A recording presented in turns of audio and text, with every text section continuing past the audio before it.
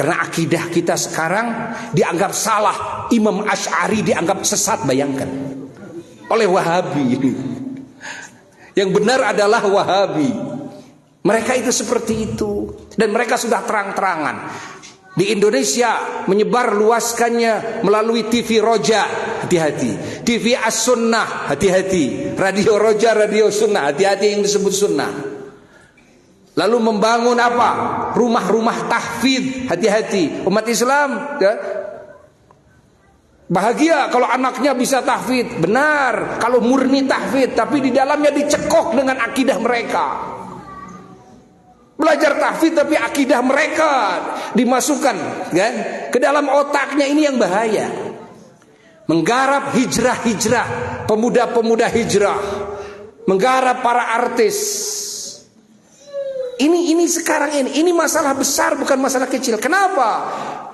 Karena mereka memusyrikkan, menganggap musyrik kepada yang akidahnya tidak sama dengan mereka. Orang yang tidak menganggap bahwa Allah di arsy itu kafir, kata mereka. Jadi semua muslim disebut kafir, para ulama disebut kafir, Imam Asy'ari disebut kafir, bayangkan. Ahli tawassul, di sini kan suka tawassul kan, disebut musyrik, bayangkan. Yang musyrik halal darahnya, boleh dirampas hartanya. Itu di NI mirip-mirip juga dalam hal itu. Dari sisi itu mirip-mirip juga. Maka tidak heran apa yang terjadi dulu ketika jaya-jayanya kaum Wahabi di Saudi Arabia, sampai-sampai membunuh para ulama ahli sunnah wal jamaah. Karena gara-gara apa? Gara-gara mereka ahli tawassul.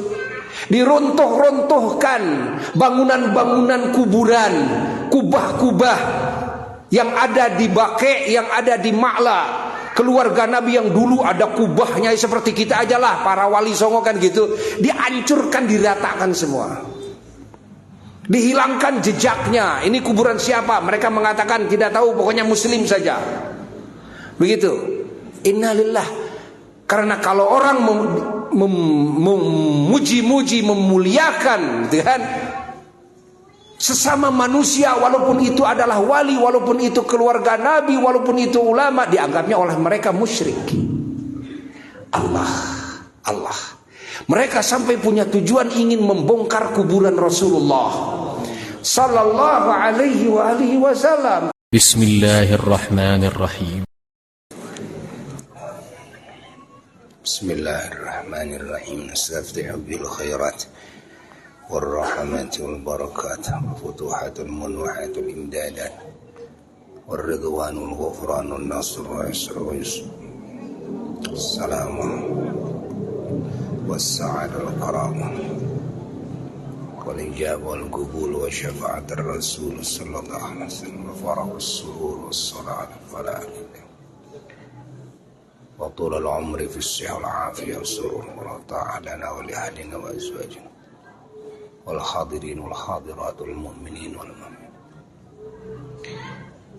السلام عليكم ورحمة الله وبركاته.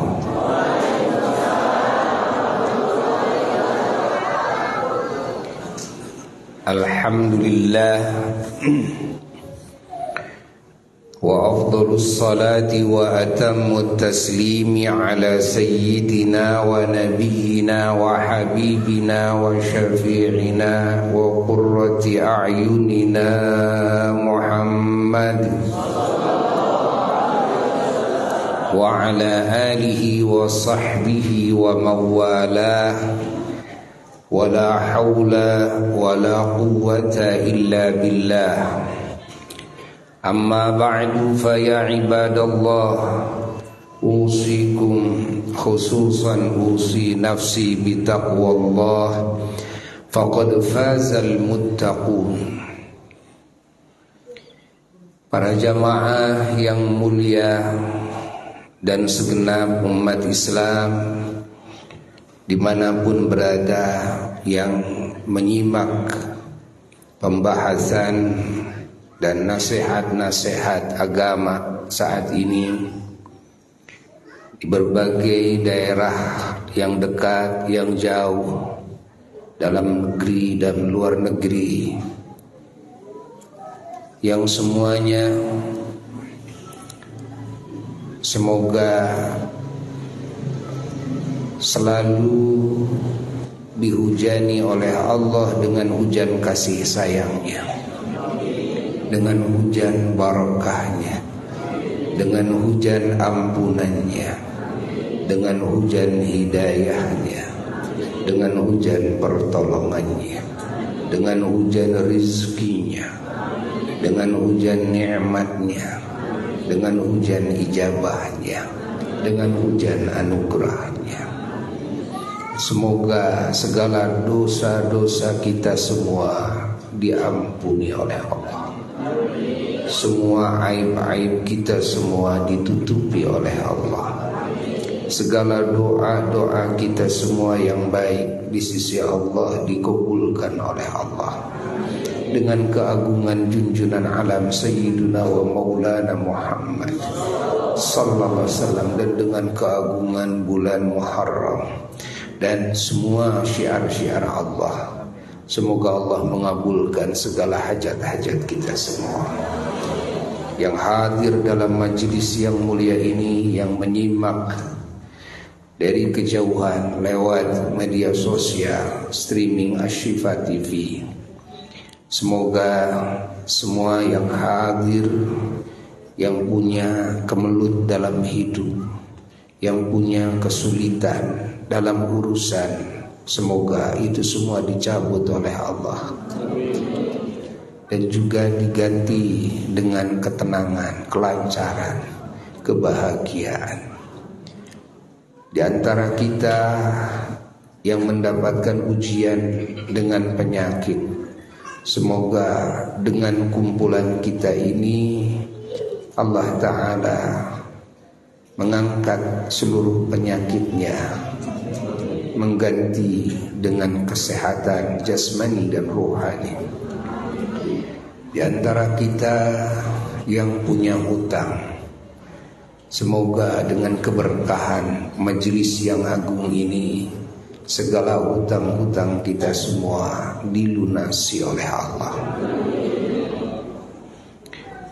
Wa bisirri asraril Fatihah. Bismillahirrahmanirrahim. Alhamdulillahirabbil alamin arrahmanirrahim maliki yaumiddin Siratal ladzina an'amta 'alaihim ghairil maghdubi 'alaihim.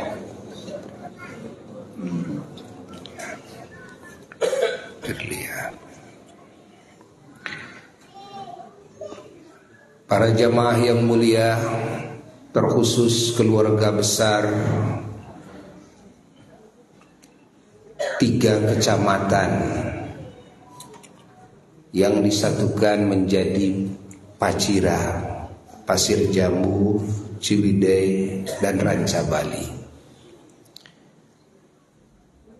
Dan juga para tamu yang datang dari kecamatan-kecamatan yang lainnya yang hadir, termasuk dari Soreang, dari Banjaran, ini banyak yang hadir ya.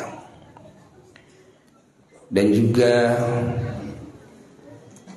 khususnya adalah para ulama-ulama, para guru-guru kita yang kita cintai, yang kita muliakan, yang kita syukuri, yang kita banggakan, yang kita harapkan terus nasihatnya, ajarannya, uswahnya, mau'izah hasanahnya, arahan-arahannya, doa-doanya, barokahnya, rahmatnya, kasih sayangnya, segala kebaikannya. Karena harapan umat setelah wafatnya Rasulullah sallallahu alaihi wasallam sebagai penyambung junjunan alam Rasulullah sallallahu alaihi wasallam, sebagai wakil, sebagai naib, sebagai khalifah, sebagai pewaris baginda Rasulullah sallallahu alaihi wasallam hanyalah para ulama. Tidak ada yang lain. Hanyalah para ulama. Tidak mungkin manusia bisa mengenal Allah dan Rasulnya sallallahu alaihi wasallam tanpa ajaran ulama. Tidak mungkin manusia bisa mengenal ajaran Allah dan Rasulnya sallallahu alaihi wasallam tanpa pengajaran dari para ulama. Tidak mungkin manusia mengenal kepada kebenaran, kemuliaan sifat, keterpujian akhlak, kepada kunci keselamatan, kebahagiaan, kemuliaan yang hakiki dan abadi tanpa pendidikannya para ulama, tarbiyahnya para ulama.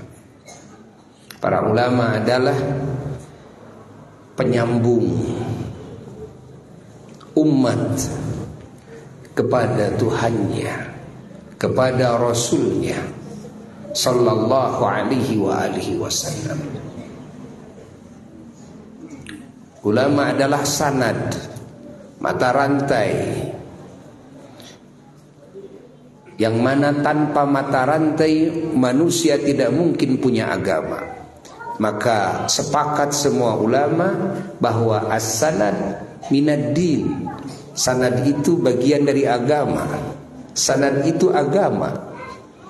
Kalau orang mengaku beragama Islam tanpa sanad, maka tidak bisa dipercaya agamanya. Kenapa? Karena tidak mungkin manusia menerima wahyu langsung dari Allah.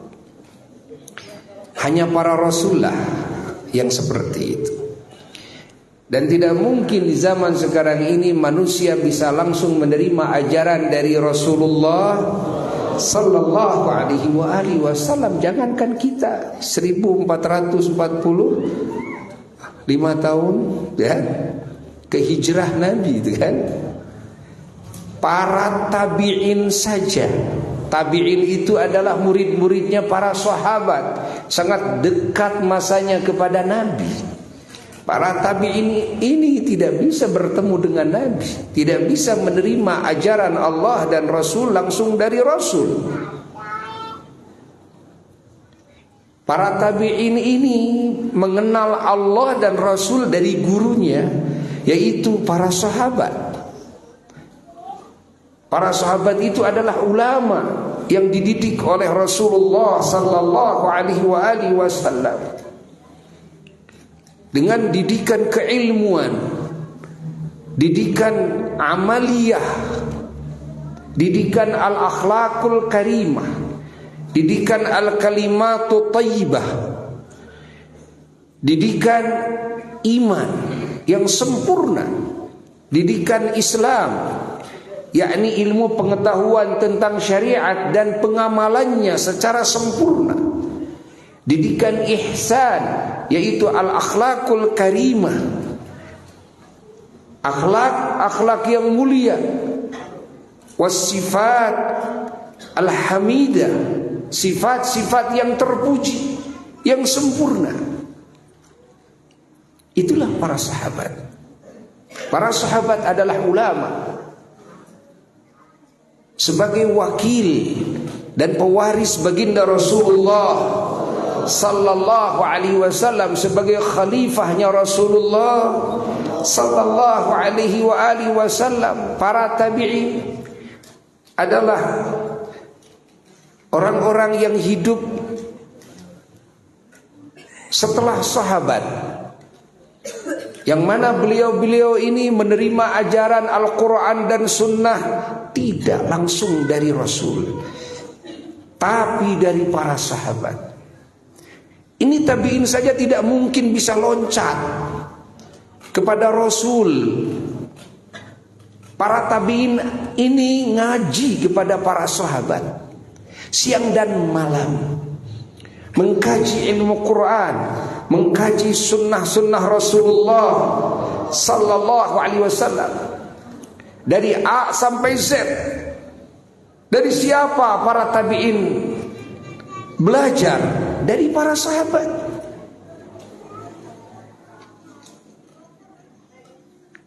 Karena tidak mungkin para tabi'in ini menerima ajaran agama langsung dari Rasul.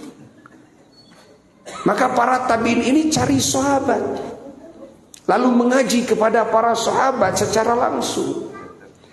Dan orang-orang yang tidak bertemu dengan para sahabat, hanya bertemu dengan para tabi'in, mereka adalah para tabi'in, yang di dalamnya adalah imam kita semua, yaitu Imam Muhammad bin Idris Asy-Syafi'i radhiyallahu anhu, Imam Syafi'i.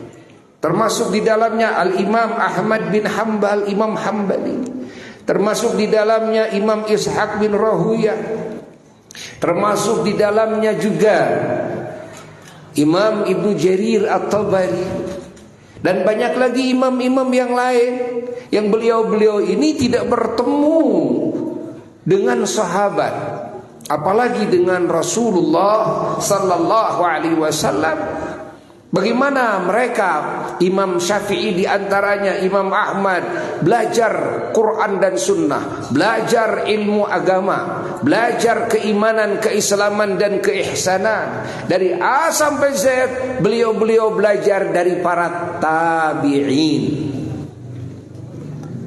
Masya Allah. Dengan sahabat tidak ketemu, belajarnya dari para tabi'in. Namun para tabi'in ini nyambung belajarnya dari sahabat. Dan sahabat jelas belajarnya dari siapa? Dari Kangjeng Nabi Muhammad. Ini yang disebut dengan sanad. Makanya kalau belajar agama otodidak tidak sah.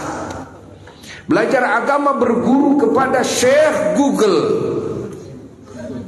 juga tidak bisa diterima. Belajar agama hanya fokus kepada tulisan, tidak dianggap itu sah ilmunya menurut ahli ilmu. Harus apa? Talaqi. Apa talaqi? Talaqi itu face to face dengan guru. Namanya talaqi, langsung. Siapa guru kita itu? Harus punya sanad yang jelas. Saya belajar agama dari buku-buku, tidak bisa. Saya belajar agama langsung dari Quran, dari hadis, nggak bisa. Nggak bisa. Harus dari guru. Belajar Quran, hadis silahkan, tapi harus dari guru. Gurunya harus ulama, harus yang terpercaya. Apalagi kriterianya itu adalah alim amin, ulama yang mengamalkan ilmunya, yang berakhlak mulia, yang bukan hanya bisa memberikan mau'izah hasanah, tapi perilakunya adalah uswah hasanah. Ini yang disebut ulama thiqah, ulama yang terpercaya, yang memiliki sifat-sifat kerasulan, yaitu sidiq, amanah, fatanah, dan tabligh. Itulah ulama-ulama thiqah. Maka di sini perlunya umat Islam semuanya berguru kepada para ulama yang ada, yang terpercaya. Dan ulama ini, guru ini harus jelas.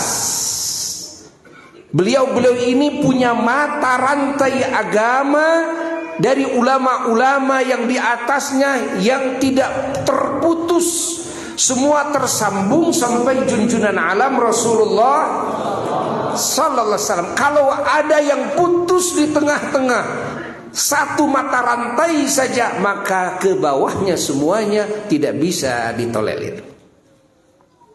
Gak bisa. Maka beruntunglah kita semua, umat Islam yang bermanhaj ahlus sunnah wal jamaah. Kita wajib bersyukur bahwa agama yang kita pegang, ingat, agama yang kita pegang, iman, Islam dan ihsan, ilmu Quran dan sunnah. Bersyukurlah kita, umat Islam ahli sunnah wal jamaah, bahwa kita dalam agama ini memiliki sanad keilmuan yang terang seperti matahari. Sampai hadrat Sayyiduna wa Maulana Muhammad sallallahu alaihi wa alihi wasallam. Nah, seperti tadi oleh guru kita, ya, Bapak Ketua MUI mengatakan bahwasanya Majelis Taklim Bersatu ini kita bangun bersama-sama. Di antaranya adalah demi menjaga keutuhan Ahlus Sunnah wal Jamaah ini dari rongrongan yang merusak Ahli Sunnah wal Jamaah ini, merusak fikrah-fikrahnya, pemikirannya, merusak juga akhlaknya, merusak juga amaliyahnya, merusak juga pengetahuannya, merusak juga turasnya. Apa itu turas? Pusaka. Ya. Pusaka-pusakanya dirusak. Ya. Apa itu pusaka-pusaka Ahli Sunnah wal Jamaah? Adalah kitab-kitab yang disusun oleh para ulama. Kitab-kitab yang disusun oleh para ulama, ulama-ulama salaf yang menyusun kitab-kitab saat itu, yaitu Al-Imam Muhammad bin Idris Asy-Syafi'i, Al-Imam Ahmad bin Muhammad bin Hanbal Al-Adnani Asy-Syaibani, Imam Hambali, Al-Imam Malik bin Anas bin Malik bin Abi Amir Al-Asbahi, Imam Maliki, dan Imam Abu Hanifah An-Nu'man bin Thabit bin Zuta bin Mah Al-Farisi, yaitu Imam Hanafi. Ini adalah 4 imam ini menulis, ya, Masya Allah, ya, menulis ilmunya, menulis kaidah-kaidahnya, ya, kaidah-kaidah usuliyahnya dari 4 kitab, yaitu kitab ibadah, kitab muamalah, kitab munakahah, kitab jinayah, dan disusun semua bab-babnya.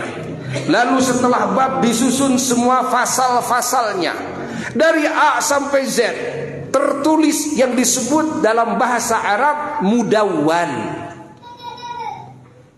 dibukukan oleh beliau. Nah, ini turas. Lalu murid-muridnya terus ke bawahnya menulis, semakin kuat, semakin luas wawasan, semakin luas wawasan.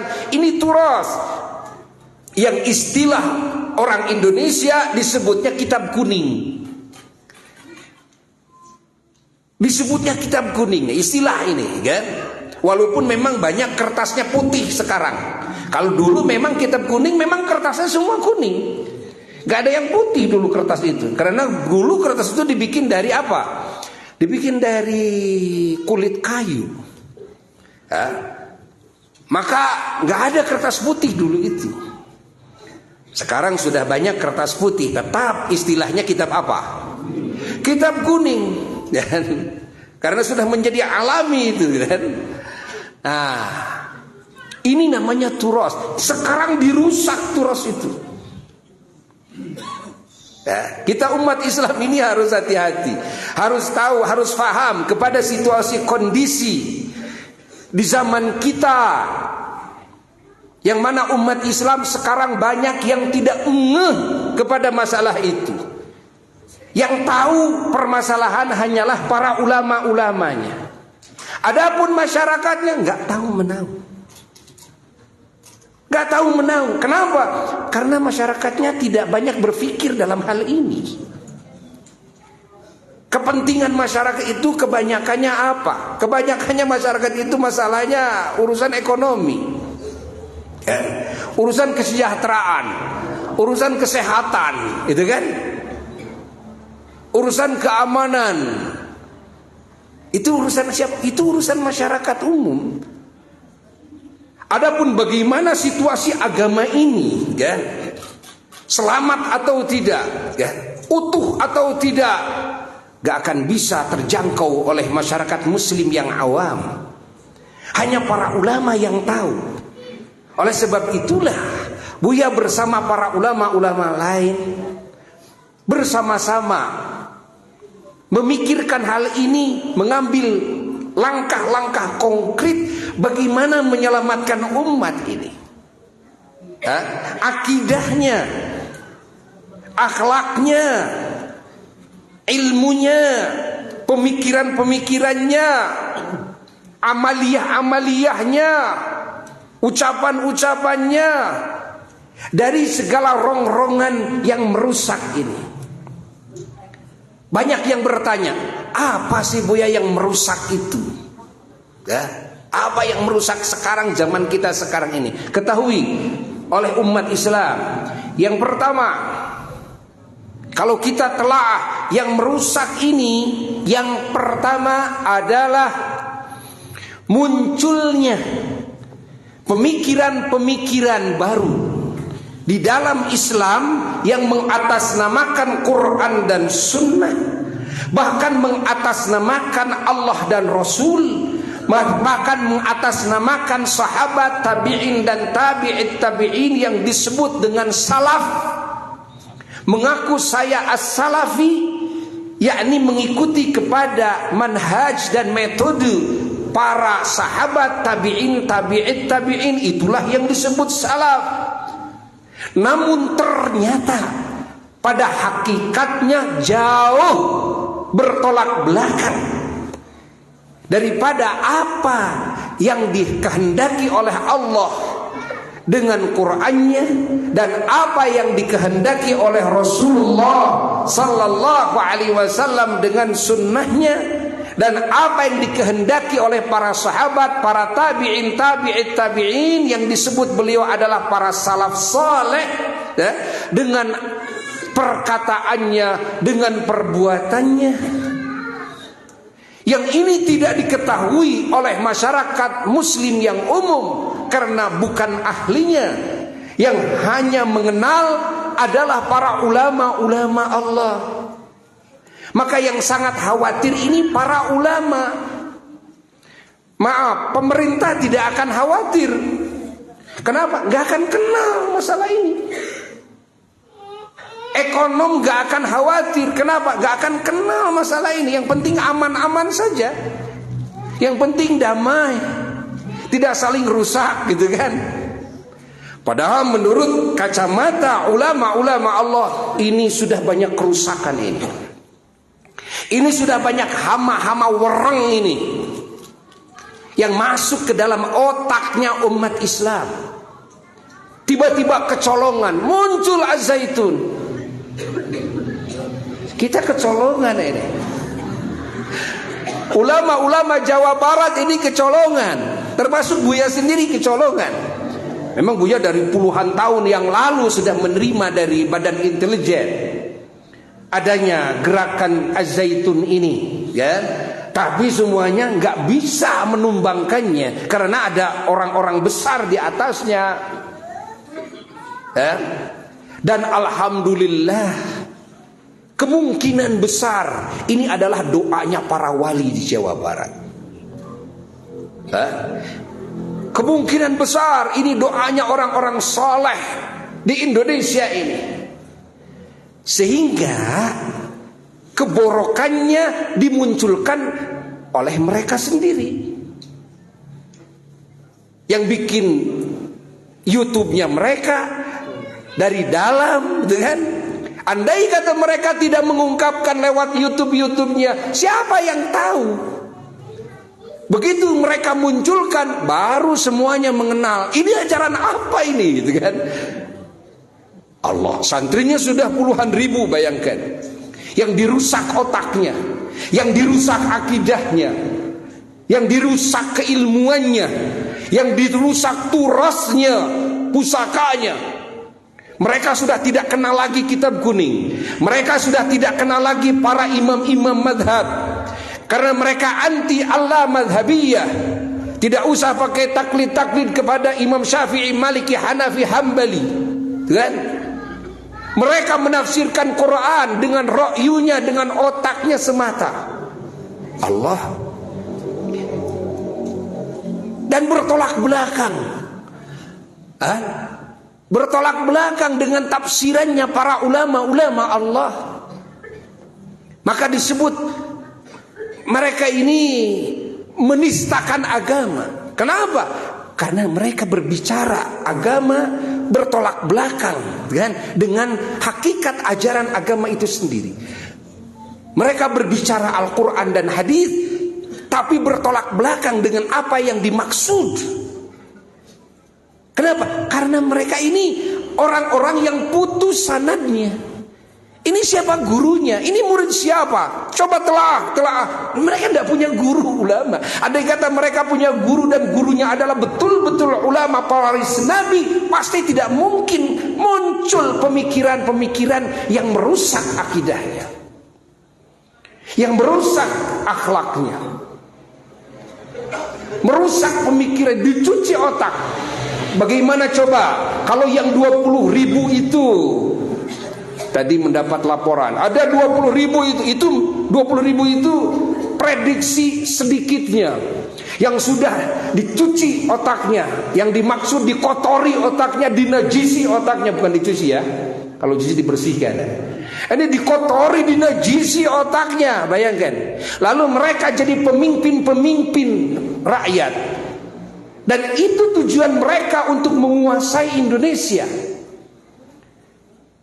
Yang mana ini dicalonkan jadi anggota dewan, dicalonkan jadi bupati, dicalonkan jadi gubernur, dicalonkan jadi kepala desa, hatta sampai dari RT mereka harus kuasai. Bayangkan oleh kita, pemikirannya sudah seperti itu. Bagaimana tidak rusak? Kalau sudah punya kekuasaan mereka tidak segan membunuh siapapun yang berani kontra sama mereka. Bukankah sekarang terjadi pembunuhan-pembunuhan? Allah, mereka ingin membangun negara sendiri versi mereka. Negara Islam Indonesia NII, kan? Tapi Islamnya Islam versi mereka. Kalau Islamnya benar sesuai, ya masih mending lah, masih mending, gitu kan? Islamnya benar ini masih mending. Ini Islamnya ngawur. Islamnya ngawur. Beliau sudah menerima kabar itu udah puluhan tahun yang lalu. Oh ini sebetulnya boneka katanya. Ini bonekanya Yahudi, ya, yang sengaja dibentuk dan untuk apa? Untuk merusak ajaran Islam. Kenapa ditaruh di Jawa Barat? Ternyata jawabannya adalah karena Jawa Baratlah provinsi satu-satunya di Indonesia yang paling banyak pesantrennya, yang paling banyak majelis taklimnya, yang paling banyak masjidnya, yang paling banyak ulamanya. Dan Jawa Barat ini bisa disebut 100% ajaran pesantrennya betul-betul medok ahli sunnah wal jamaah. Catat oleh kita semua. Mereka itu punya tujuan. Dan alhamdulillah Allah menyelamatkannya. Padahal Buya itu istikharah dulu membangun MTB ini sebelum meletus ini Az-Zaitun. Sampai pernah satu malam begitu istikharah, apa yang bisa menyelamatkan umat? Kalau pengajian itu apa yang bisa menyelamatkan umat? Kalau kajian itu apa? Subhanallah, di antaranya adalah umat ini semuanya harus mengkaji lagi aqidatul awam. Umat ini harus mengkaji lagi aqidatul awam. Akidah-akidahnya, ternyata sekarang yang menyerang itu menyerang akidah. Muncul gerakan Wahabi yang masif, yang mana merusak akidah. Karena akidahnya kaum Wahabi yang mengaku salafi padahal tidak sesuai dengan salaf, Yang Buya sering katakan itu bukan as-salafi tapi as-sulafi, sulaf. Catat oleh kita semua. Kalau as-salafi kalian yang ikut madhab Syafi'i, yang ikut madhab Maliki, yang ikut madhab Hanafi, yang ikut madhab Hambali, betul kalian salafi karena Imam Syafi'i salaf, Imam Ahmad salaf, Imam Abu Hanifah salaf, Imam Malik salaf. Datang sekarang pemikiran yang berbeda dengan imam-imam ini, lalu kemana ini salafnya? Makanya semua pesantren Ahli Sunnah wal Jamaah dikasih tanda as-salafiyah, betul? Kenapa? Karena memang kita semuanya mengikuti manhajnya salaf. Yang madhab Maliki tetap salafi, yang madhab Abu Hanifah tetap salafi, yang bermadhab kepada Imam Ahmad as-Salafi, memang beliau salaf. Lahir Muhammad bin Abdul Wahhab sebagai gembongnya dan tokohnya paham Wahabi, ya, kira-kira 235 tahun yang lalu. Di mana tuh? Di Riyadh, di Saudi Arabia. Bukan produk Indonesia, tapi produk sana, produk Riyadh. Ingat, yang diisyaratkan dalam hadis Nabi bahwa kelak akan muncul apa? Tanduk syaitan. Dari mana? Dari Najd. Najd itu mana? Yaitu Riyadh. Yang ternyata terjadilah, terbuktilah di zaman itu, yang merusak akidah umat Islam di muka bumi. Yang tadinya akidahnya Ahli Sunnah wal Jamaah menjadi akidah mujassimah. Akidah mujassimah itu apa? Akidah itu yang menyerupakan Allah dengan makhluk. Mereka menyebut Allah di aras. Mereka menyebut Allah punya tangan seperti makhluk. Allah punya mata seperti makhluk. Allah di langit. Innalillah. Dengan dasar Quran yang mereka munculkan, padahal salah dalam pemahamannya. Tidak salah Qurannya, tidak salah hadisnya, yang salah pemahamannya. Kenapa berbeda dengan para salaf-salaf? Mengaku mengikuti salaf. Dicatat oleh kita semuanya. Dan sekarang para ulama Ahli Sunnah wal Jamaah di berbagai negara, hatta Grand Syekh di Azhar, Syekhul Azhar, sekarang muncul, bangkit, apa? Memerangi pemikiran-pemikiran yang merusak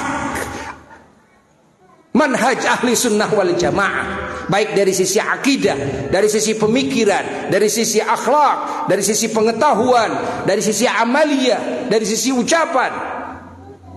Bangkit dari berbagai negara, termasuk Buya ikut bangkit bersama beliau-beliau. Dan Buya mengajak kepada para ulama agar bangkit semuanya, menjaga ini nih manhaj Ahli Sunnah wal Jamaah dari rongrongan yang merusaknya, dan juga menyebarluaskan Ahli Sunnah wal Jamaah kepada semua manusia di muka bumi ini. Ini perlu dicatat oleh kita semuanya, perlu dicatat. Dan alhamdulillah Buya dengan pertolongan Allah menyusun terjemah Nazom Aqidatul Awam dalam satu malam, yang tidak diduga.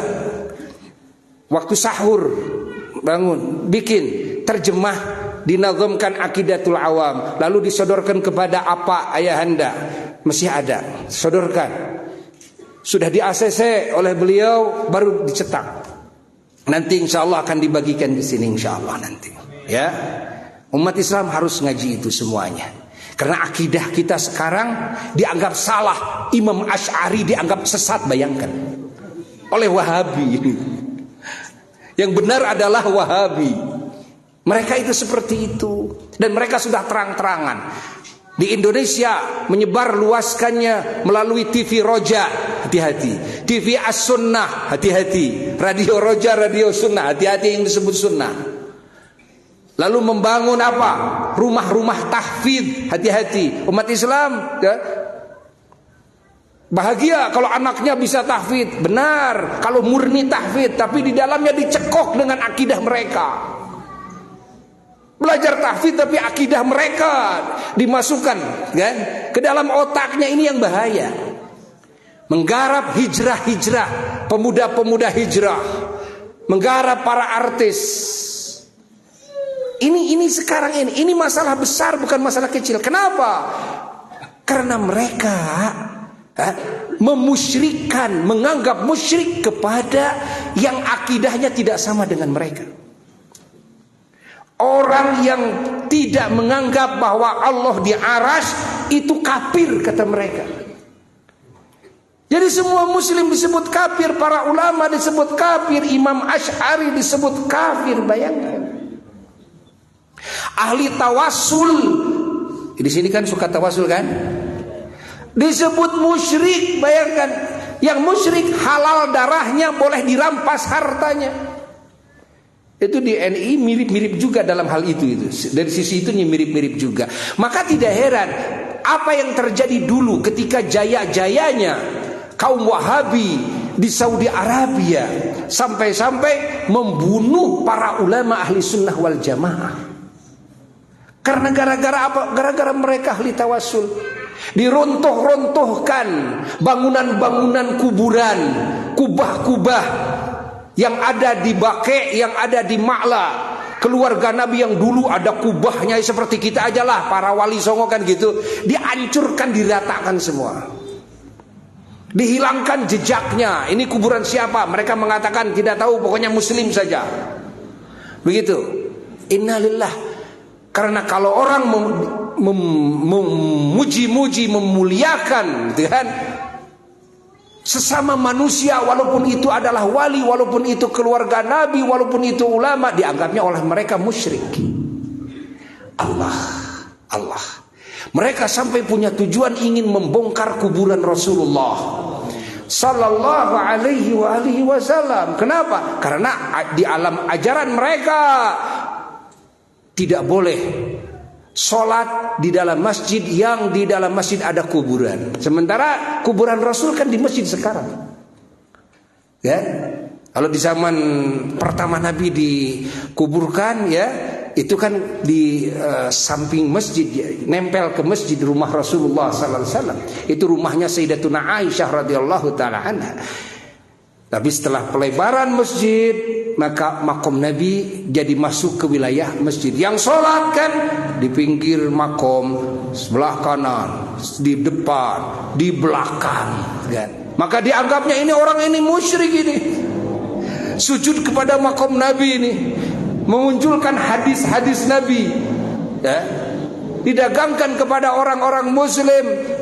Kebetulan yang mendengarkannya orang-orang yang awam, tidak pernah mendengar ajaran-ajaran dari gurunya, karena jarang ngaji kepada gurunya.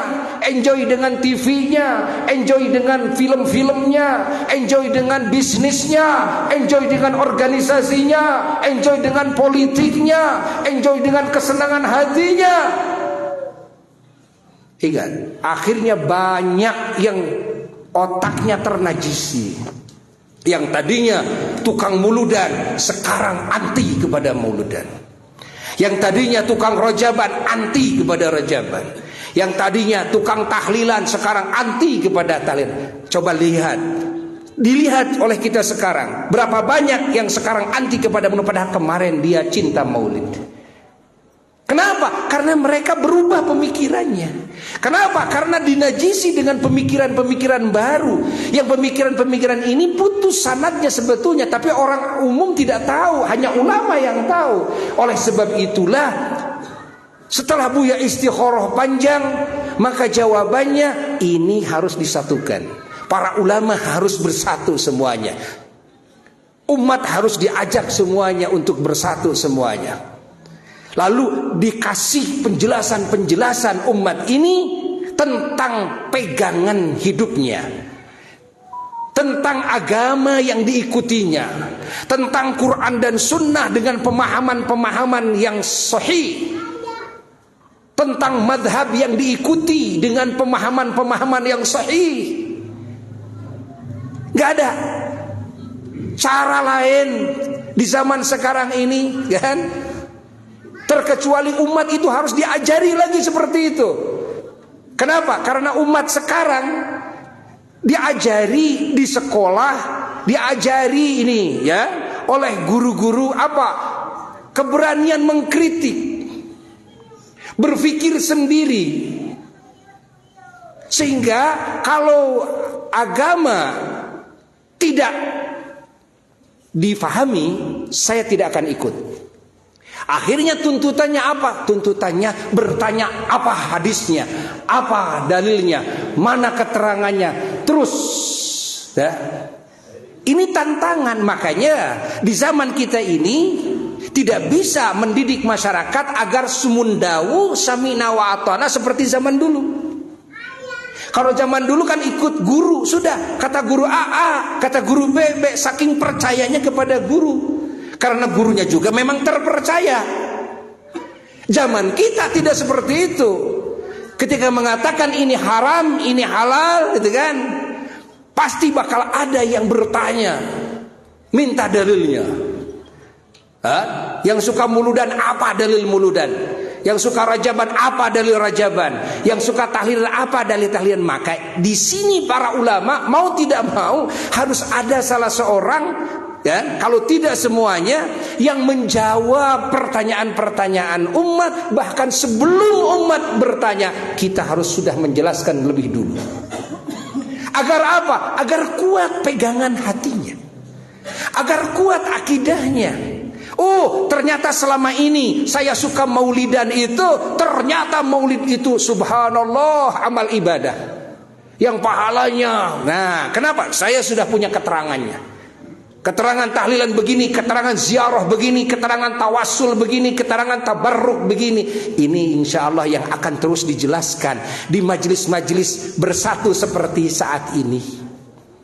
Agar kita semuanya umat Islam dan memahami agama dengan jelas, bil ilmi, dengan ilmu ilmiah, tidak hanya amaliyah tanpa ilmiah. Karena amaliyahnya sudah didahulukan oleh leluhur kita, tapi dari sisi ilmiah banyak yang tidak tahu ilmunya. Maka ini kan kedua-duanya harus balance, ya, harus seimbang. Ilmiah ya, amaliyah ya. Tidak boleh ilmiah saja tanpa amaliyah, dan tidak boleh amaliyah tanpa ilmiah. Ilmiah tanpa amaliyah seperti pohon yang tak berbuah, dan amaliyah tanpa ilmiah ditolak, dan amal tanpa dasar ilmu mardud, ditolak oleh Allah Jalla Jalaluhu wahdah. Alhamdulillah, Buya bahagia sekali ya dengan antusias para ulama, didukung oleh pemerintah. Bahkan bapak camatnya antusias, bapak kepala desanya antusias, pemuda-pemudinya antusias untuk bersatu bersama-sama, duduk bersama walaupun hanya sebulan sekali. Di situ para ulama berbicara, ya. Di situ pemimpin masyarakat berbicara. Di situ juga pejabatnya berbicara. Maka umat ini hatinya yang tadinya ada gontok-gontokan akan lebur, itu semuanya akan hilang. Akan tumbuh saling menghormati, akan tumbuh saling mencintai, akan tumbuh saling menyayangi, sekaligus akan terjaga agamanya. Dan sekaligus juga akan tersebar ini. Makanya Buya berusaha selama masih memungkinkan, bisa dengan cara online, streaming, selalu gunakan streaming. Oleh sebab itulah minta maaf, Buya sering di daerah-daerah tidak dengan bahasa daerah, tapi dengan bahasa Indonesia. Kenapa? Karena ini ngaji pakai streaming, dan yang mendengarkan ini bukan orang Sunda, orang Jabar saja, tapi yang mendengarkan sekarang dari berbagai negara, yang mendengarkan dari berbagai provinsi. Sekali Buya pakai bahasa Sunda, banyak yang request kepada Buya, kan? Buya maaf tidak paham, Buya maaf tidak ngerti, itu kan? Maka oleh sebab itulah Buya selalu berusaha dengan bahasa Indonesia, jadi agar faham semuanya. Oh, kenapa pakai bahasa Indonesia? Asas manfaat. Karena kalau dengan bahasa Sunda ini khusus orang Sunda saja, kecuali kalau internetnya tidak jalan. Nah, kalau internet tidak jalan, baru kembali kepada bahasa daerah. Kalau internet masih jalan, bisa disimak oleh semua kelompok, alhamdulillah, Buya dengan bahasa Indonesia. Tapi sewaktu-waktu juga dengan bahasa Sunda. Alhamdulillah, alhamdulillah, alhamdulillah. Dan dengan cara MTB ini, silaturahim dan ukhuwah kita akan semakin kuat, akan semakin kompak, ya, dan akan melahirkan nanti sifat saling bantu satu sama lain, peduli satu sama lain. Ya. Sekarang sudah tidak berbicara ranca Bali saja, karena di dalamnya ada Ciwidey, karena di dalamnya ada Pasir Jambu, ya. Secara otomatis 3 kecamatan ini secara ruhani akan bersatu semuanya. Subhanallah. Apalagi nanti kalau lebih dibesarkan lagi, yang skupnya nanti bisa kabupaten, yang skupnya nanti bisa provinsi, yang skupnya nanti bisa Indonesia, bisa nasional. Mudah-mudahan MTB ini semakin besar, semakin besar, dan semakin besar. Buya minta para pemuda dan para pemudi, ya, khususnya ini para pemuda dan para pemudi, agar gerak semuanya ada di front terdepan semuanya. Siap? Alhamdulillahirabbil alamin. Biar ibu-ibu, bapak-bapak, nenek-nenek, kakek-kakek di belakang saja. Ya, ini pemuda-pemudi yang harus maju ini, ya. Insya Allah. Malah Buya ingin kedepannya kita mengkaji keilmuan pakai kitab. Buya mau musyawarah dengan semua wilayah. Kira-kira nanti di Pacira bahas kitab apa, kan? Buya inginnya malah di Ranca Bali sebulan sekali, di Ciwidey sebulan sekali, di mana itu? Di Pasir Jambu sebulan sekali. Di sini kitabnya ini, di sini kitabnya ini, di sini kitabnya ini, kan? Silakan nanti mau kitab apa yang kira-kira gampang, ya, diserapnya, yang kira-kira dibutuhkan saat ini, kan? Keilmuannya kira-kira kitab apa, kan? Silakan. Namun Buya kasih isyarat bahwa sekarang ini yang sangat diperlukan oleh kita adalah 2 hal yang pokok. Satu adalah pengkajian akidah yang menyeluruh dan luas. 2 adalah pengkajian al-akhlakul karimah. Ya, ini yang sangat penting sekali. Karena kita umat Islam itu di mana-mana, subhanallah, yang sangat dikhawatirkan itu akidah.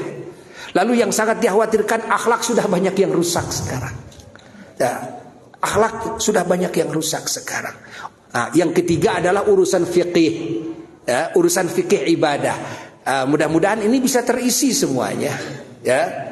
Kita insya Allah akan musyawarah dengan para ulama-ulama di 3 kecamatan ini. Kira-kira siapa yang memegang ini, siapa yang memegang ini, ya. Siapa di sini contohnya? Kita pingin bahas umpamanya di sini kitab Tijan Darori umpamanya, atau Aqidatul Awam, sudah Aqidatul Awam umpamanya Ranca Bali. Nanti Ciwidey apa? Ciwidey umpamanya di dalam ilmu akhlak umpamanya, itu kan kitab apa nanti yang berkaitan dengan ilmu akhlak. Ya, di kita sudah banyak yang masuk kepada thariqah. Kita bisa masuk juga kepada bahasan thariqah. Seperti kitab Azkiyah umpamanya, itu kan Hidayatul Azkiyah. Bisa kita dikaji di satu tempat kitab ini, dan alumni-alumni pesantren bisa ngelek kitab. Bisa ngelek kitab nanti mah, bisa logatan lagi, mengenang lagi di zaman pesantren gitu kan. Nah, mudah-mudahan ya, mudah-mudahan.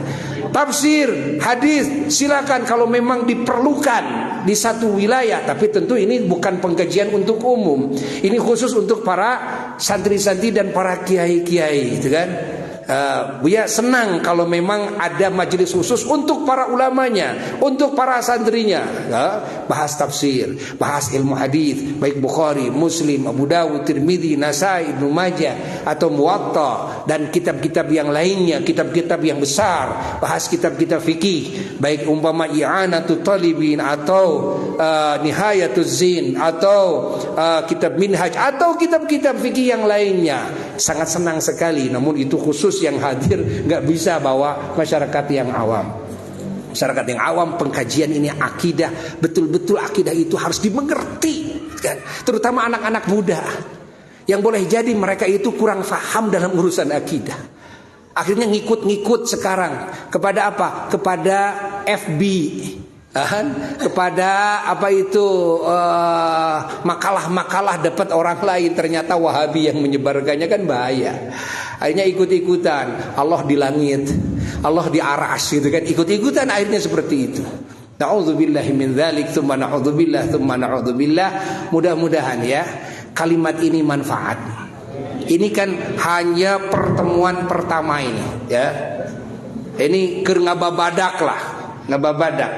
Intinya kita silaturahmi aja dulu. Untuk kelanjutannya insya Allah kita akan maju kepada pembahasan-pembahasan yang lebih dalam dan lebih luas, tapi sangat diperlukan oleh masyarakat yang luas ya. Mudah-mudahan kita dipanjangkan umur.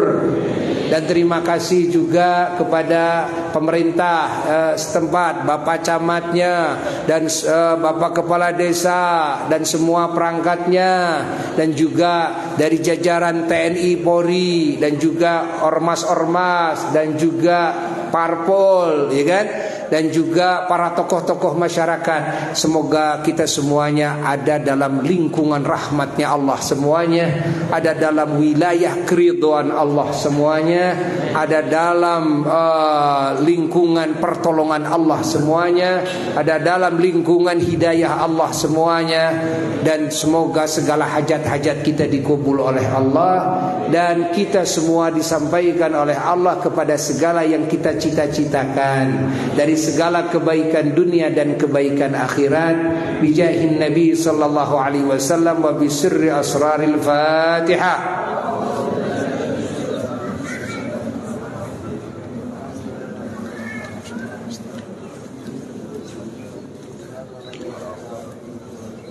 Seperti dimulai tadi dengan salawat, mari kita akhiri bersama-sama dengan salawat pula. Allahumma salli ala sayyidina Muhammad wa ashghil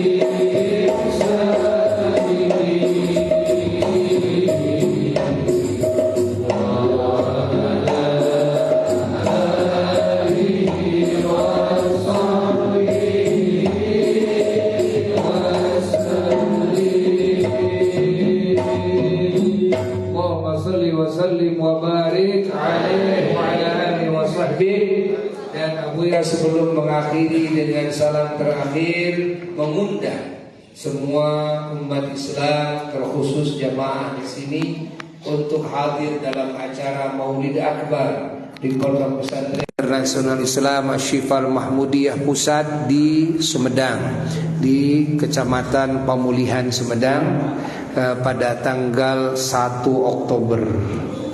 Pada tanggal 1 Oktober, agar jangan bentrok ya, diusahakan 1 Oktober pagi hari ya, hari Ahad sampai zuhur, insyaallah akan dihadiri oleh banyak para dai-dai dari berbagai provinsi insyaallah, yang akan memberikan nasihat, tausiah, keilmuan kepada kita semua. Sekian dari Abuya, wal afu minkum, wassalamu alaikum warahmatullahi wabarakatuh.